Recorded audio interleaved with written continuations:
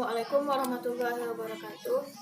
We are from Group 2. I'm Aulia Jan Putri and my partner Sela Anggia Pratama will discuss about discourse analysis and grammar in Chapter 2.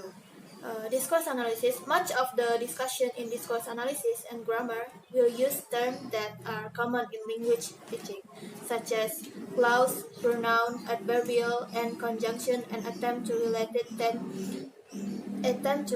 them to a less familiar set of terms, such as theme, rhyme, reference, and anaphoric, in order to make link between grammar and discourse. Second, grammatical cohesion and textually. Spoken and written discourse display grammatical connection between individual clause and utterance. These grammatical links can be classified under three broad types. First, reference or co-reference. Second, ellipsis and substitution. And third one is conjunction. The first one, reference. Reference is the relationship between words and pronouns that refer to that words, such as pronouns, for example, he, she, it, him, they, and etc. And also demonstrative, such as this, that, this, those, and etc. And also there are four types of reference. First, anaphoric reference is where a word or phrase refers back to another word or phrase used earlier in a text, such as he, she, them, it. This can be decoded without major difficulty. For example, Peter likes ice cream, but Najib cannot eat it. It in this sentence is refer to ice cream. Second type of reference is cataphoric reference. It also can call forward reference. For example, although I phone her every week, my mother still complains that I don't keep in touch often enough. Her in this sentence is referred to my mother. Next, exophoric reference. It occurs when a word or phrase refers to something outside the discourse. For example, they are late again, can you believe it? They in this sentence refers to some people outside to discourse noun to both speakers. And the last type of reference is homophoric reference. It's the kind of reference which comes from general context of culture shared by members of a particular word. For example, the president is trying his best to develop our education system. Next, number 2, there is ellipsis and substitution. When we use ellipsis and substitution, ellipsis and substitution used when a speaker or writer wishes to avoid a repetition of lexical item and draw on one of the grammatical research of the language or replace the item. First, ellipsis. The mission of elements normally required by the grammar, which the speaker or writer assume are obvious from the context and therefore need to be raised. Ellipsis is distinguished by the structure having some missing elements. Next is substitution. Substitution is the replacement of a word or phrases with a filler word such as one, so, or do to avoid repetition. There are three general ways of substituting in a sentence. First, nominal substitution. One and ones. When a noun phrase is elided or substituted by using one and ones. For example, this card is mine, but that one is yours. Next is verbal substitution. When a verb phrase is elided or substituted by using do. For example, did Bella take that letter? She might have done. The last one is clausal substitution.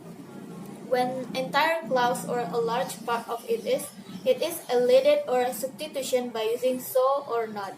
For example, do you need a lift? If so, wait for me. If not, I'll see you there. Okay, that's all from me. For the next point will be explained by my partner Sela Anggia Pratama. Thank you so much. Okay, next I will explain about conjunction. Conjunction acts as cohesive tie between clauses or sections of text in such a way as to demonstrate a meaningful pattern between them. There are three kinds of conjunction. The first one is elaboration.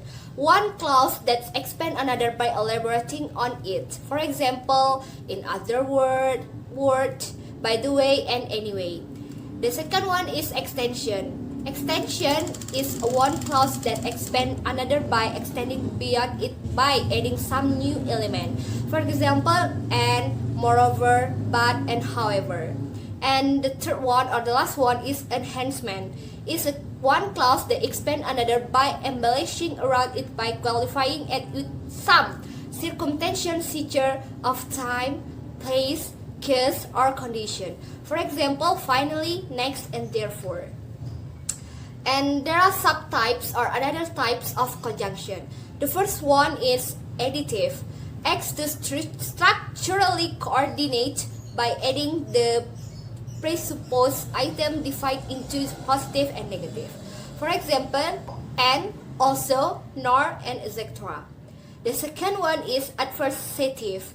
Conjunction which relate two clauses that contrast each other. For example, but, on another hand, however. The third one is causal. It's related to result, reason, or purpose. For example, consequence for that purpose. And the last one is temporal. For example, they, next, before that, in the end, soon, next time, and this moment. Okay, the next topic about theme and rhyme. According to M.A.K. Holiday 1985, theme function as the starting point for the message, the element which the clause is going to be about, and rhyme is the rest of the message, which provides the additional information added to the starting point.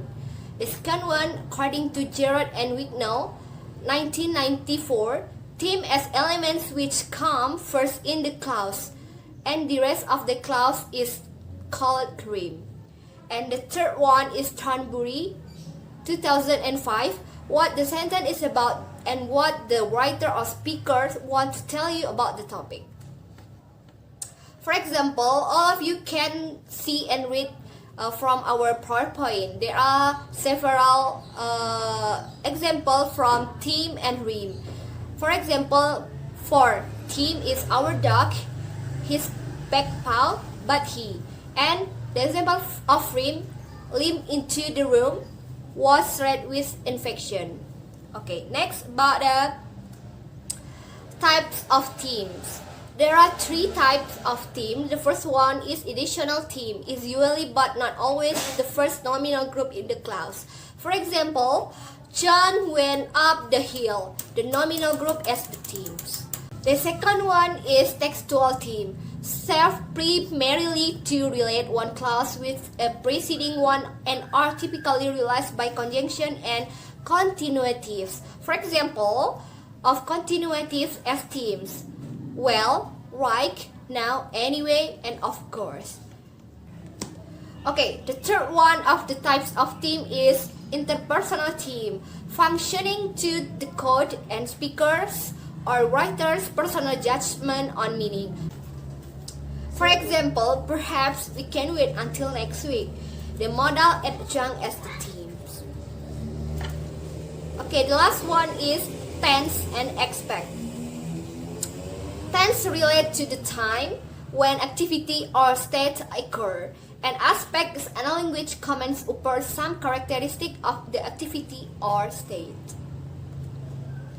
Okay, that's all our explanation about the discourse analysis and grammar from group 2. Sorry for our mistake. Assalamualaikum warahmatullahi wabarakatuh.